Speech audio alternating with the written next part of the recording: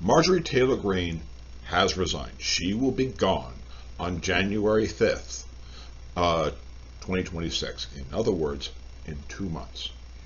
Now, there are some big things that this will do.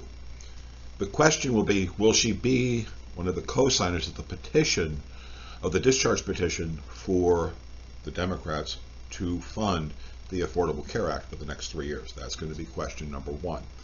We already know that she is leaving, and she uses terms like being a member of MAGA for her is like being in a battered woman program.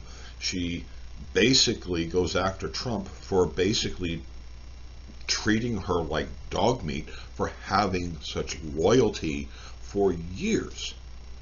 And she has shown great loyalty. And as a result of this, it's going to cause divisions within MAGA. But the biggest issue is what you see right here. There right now are 219 Republicans. You need 218 to get things done. Right now, Republicans literally cannot lose 2 votes. Now, here is what's coming up. These are the open seats that are right now. This guy, Rep. Turner, who died, he is being voted. The special election to replace him, the 2 top winners in Texas were both Democrats. So this is going to be a Democratic seat. So this goes to 214 to 219. Now, Marjorie Taylor Greene has not yet left. When she leaves on January 5th, this drops to 218. Now, this is the race that is going on right now. This is Mark Green, who stepped down. Marjorie Taylor Greene's resignation, I believe, will play a pretty big role here because of the terms that she used about what it means to be MAGA, about being in an abusive relationship, about treason against people, that Trump betraying people who gave him loyalty. This will play a role here, particularly as I would believe with Republican women who are already having a big enough problem with the fact that Donald Trump is so intimately connected to Jeffrey Epstein, and then them beginning to do research and hopefully seeing Trump's connection to Tony Lazzaro, who is another sex trafficker who sold sex to rich and powerful men of underage girls, and Andrew Tate. So it's like this relationship is extensive throughout his entire adult life, practically, from the late 80s, early 90s, until literally now with Andrew Tate. This is a huge weight on the Republican vote. And her statements will move votes here. If this becomes Democrat, and this is going to be Democrat, this is not questioned because the only 2 people running right now on that special election in Texas are Democrats. So if this goes to 215 without Marjorie Taylor Greene, this is 218. That means there can't even be one Republican retiree going forward, period. Because if that goes to 217, then neither party possesses a majority. Neither party does. Neither party can reach 218. And we've never really been there.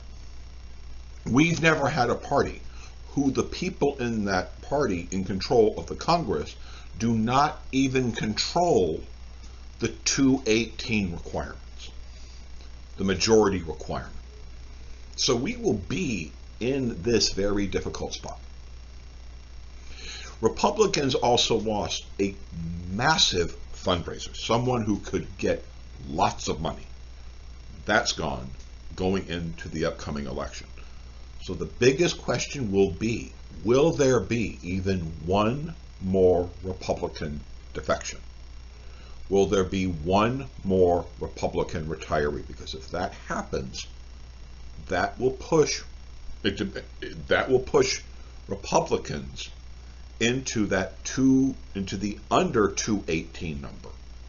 It means that there will literally be, since Democrats could potentially, depending on what happens in Tennessee, as to whether or not this turns into 214 or is it 215, with this at 218, which means a very small number of Republicans retiring would eliminate the Republican Party to hold the majority in Congress.